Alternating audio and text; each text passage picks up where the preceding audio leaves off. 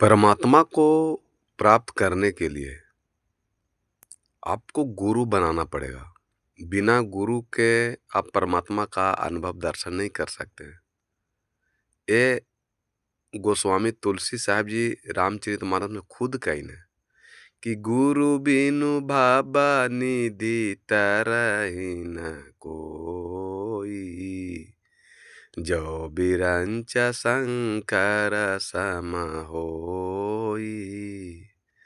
क्या आप रामायण वेद शास्त्र ग्रंथ पढ़ करके ब्रह्मा विष्णु महेश के समान क्यों न हो जाइए, लेकिन परमात्मा को प्राप्त करने के लिए, भाव सागर से प्राप्त होने पार होने के लिए, मोक्ष मुक्ति को प्राप्त करने के लिए आपको गुरु के शरण में जाना ही पड़ेगा।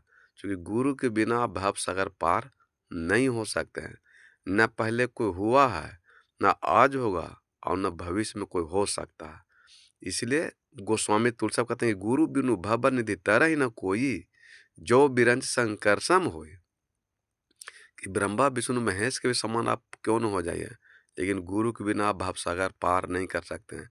यानी कि आप परमात्मा का अनुभव नहीं कर सकते हैं। बाहर में जो आप पूजा पाठ कर रहे हैं, जप तप कर रहे हैं, राम कृष्ण हैं, बुद्ध हैं, स्वामी दयानंद सरस्वती हैं, अंबेडकर साहब जी हैं, राधा स्वामी हैं, ये सब भगवान हमारे हैं। अब जिस दिन ये आपको भ्रम टूटेगा, उसी दिन आप ब्रह्म बन सकते हैं। दूसरा कोई रास्ता नहीं है।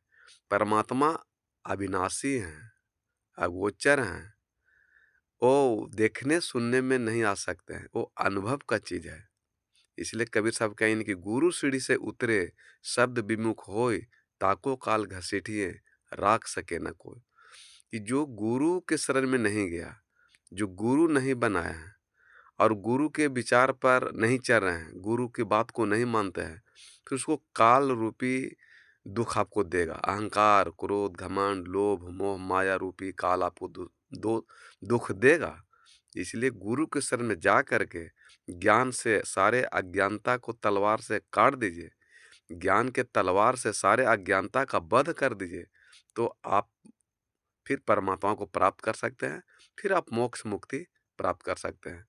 बिना गुरु के कोई उपाय नहीं है। ये सदगुरु कबीर साहब भी कहते हैं, और गोस्वामी तुलसी साहब भी रामायण में कहते हैं।